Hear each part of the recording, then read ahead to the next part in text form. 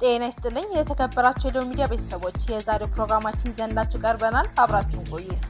በቀዝቃዛው ጦርነት ወቅት የሶቪየት ህብረት የጦር ሰፈር የነበረው ታሪካዊ የበርበራ ወደብ እስራኤል በቅርቡ ለሶማሊላንድ የሰጠችውን እውቅና ተከትሎ ወደ ዓለም አቀፍ የኃይል ሽኩቻ ማዕከልነት መቀየሩን አንድ አዲስ ትንታኔ አመለከተ።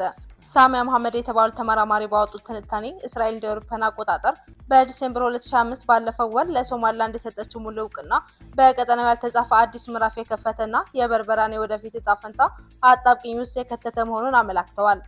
እንደ ትንታኔው የበርበራ ወደብ ስትራቴጂካዊ ጠቀሜታ ከጊዜው ፖለቲካ የዘለለ ነው።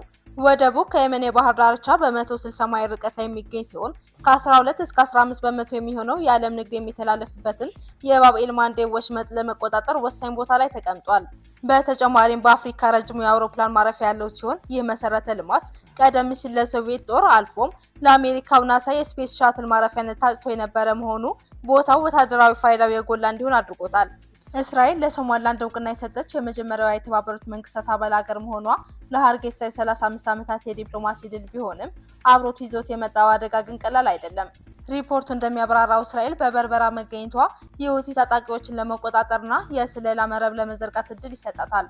ነገር ግን ይህ እርምጃ ሁቲዎችና አጋሮቻቸው የኤደን ባህር ለእስራኤል ምቹ አይደለም በሚል ጥቃት እንዲሰነዝሩ ሊገፋፋቸው እንደሚችል ተጠቅሟል። እንዲሁም በጋዛው ጦርነት ምክንያት በእስላሙ ዓለም ተቀባይነቷ የቀነሰው እስራኤልን መከተል ሶማሊላንድን ከሌሎቹ የአፍሪካና የአረብ ሀገራት ሊነጥላት እንደሚችል ተተንብዮአል።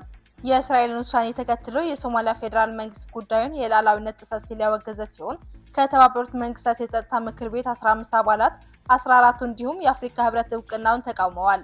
በሌላ በኩል የሶማሊላንድ መንግስት በምስራቃዊ የግዛቱ ክፍል ያለው ተቀባይነት አናሳ መሆኑና ጠንካራ የውጭ ኃይል እንደ እስራኤልና አሜሪካ ድጋፍ ማግኘቱ የውስጥ የእርስ በርስ ግጭት ሊቀሰቅስ እንደሚችል የትንታኔው ጸሐፊ አስጠንቅቀዋል። በርበራ አሁን በሁለት ምርጫዎች መካከል ትገኛለች። አንደኛው የተባበሩት አረብ ኤምሬቶች ዲፒ ወርልድ እያለማው እንዳለ አይነት የኢኮኖሚ ማዕከል ሆኖ መቀጠል ሲሆን፣ ሁለተኛው ደግሞ የውጭ ኃይሎች እስራኤል፣ አሜሪካ፣ ቱርክና ሌሎች የሚናቆሩበት የውክልና ጦርነት ወይም ፕሮክሲ ወር አውድማ መሆን ነው። የውጭ ባንዲራዎች ሲመጡ ኢንቨስትመንት ብቻ ሳይሆን የግጭት ዘርም አብረው ይዘው ይመጣሉ ሲል ትንታኔው በስጋት ደምድሟል። ውድ ተመልካቾቻችን ጥልቅ ትንታኔዎችንና አዳዲስ መረጃዎችን ለመከታተል ቻናላችን ዶም ሚዲያ ሰብስክራይብ በማድረግ ቤተሰብ ይሁኑ።